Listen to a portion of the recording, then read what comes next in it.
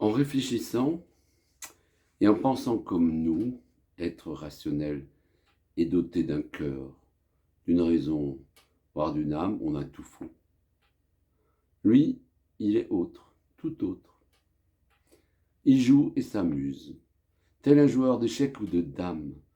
Il visualise les coups et en a plusieurs d'avance sur nous. On en reparle, on va passer à l'antenne.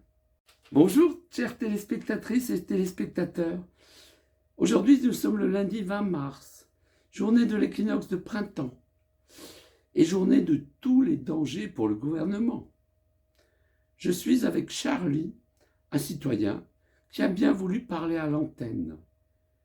Charlie, il me semble qu'il y a aujourd'hui 3 catégories de Français. Celles et ceux qui espèrent que 23 députés ou plus de LR vont voter la motion de censure tout à l'heure et qu'ainsi le gouvernement va tomber. La deuxième, eux, espèrent tout le contraire. Et la troisième, probablement la plus importante, c'est celle qui s'en fout. Et vous, Charlie, où vous situez-vous? Moi, je dis que pendant que chez nous, c'est le suspense, lui, il est déjà ailleurs. Il sait que ça sera ainsi, car en coulisses, il aura géré avec un tel ou une telle, promettant ici un ministère, ou là une faveur quelconque. Et il connaît les résultats, que nous attendons fébriles. Et il est ailleurs, plus loin, en train de jouer, s'amuser, batifoler. Mais c'est pas un jeu, la politique. Il y a la crise, des poubelles, de l'essence, des grèves partout. Ça va être chaud, non? Tiens, voilà le président en direct. Monsieur le Président, vous avez entendu? Le pays est en colère. Tout va être bloqué. Que faites-vous avec tout ça? Ne vous inquiétez pas, chère Vanessa. Tout est sous contrôle. Nous prenons nos responsabilités. Et j'ai donné ordre de réquisitionner.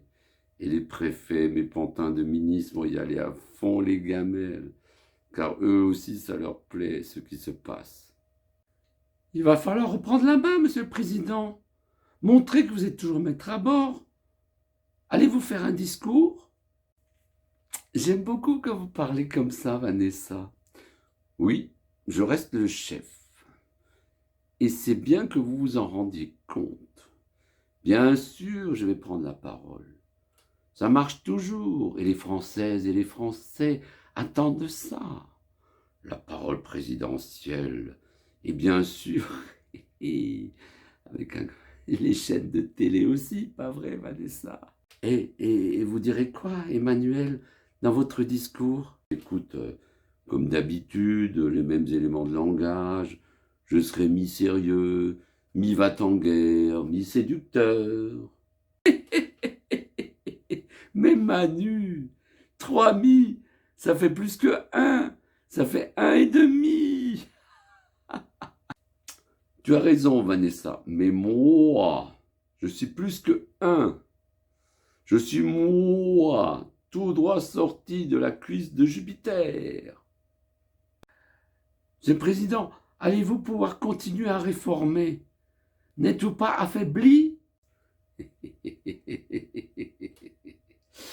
Mais pourquoi parlez-vous de réformer? Je me tue à vous dire que je joue.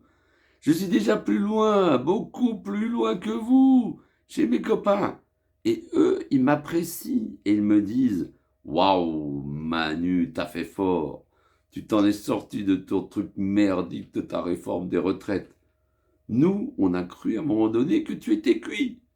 Heureusement qu'on te connaît, qu'on savait que quoi qu'il allait se passer, tu allais foncer et ne rien lâcher. » Ne craignez-vous pas, monsieur le Président, un nouveau mouvement, genre gilet jaune ou rouge, voire noir? Je m'étais bien amusé avec les gilets jaunes. J'attends avec impatience les gilets noirs. Ah.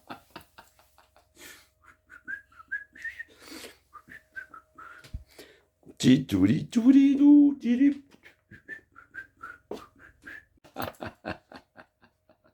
Ah, sacré Mani. On se marre bien, nous. Hein. Toi et tes gogoles, vous nous donnez un beau spectacle. Vu de chez nous, l'état de la France est lamentable. Mais quelque part, ça nous arrange. Hé, dis-nous, Manu, la petite Vanessa, elle est pas mal, non? Charlie, vous avez vu et entendu? C'est choquant, non? Non, c'est un jeu. Sauf que moi, je me retire. Je ne suis pas un pion ou un jeton. On ne joue pas avec moi. Terminé.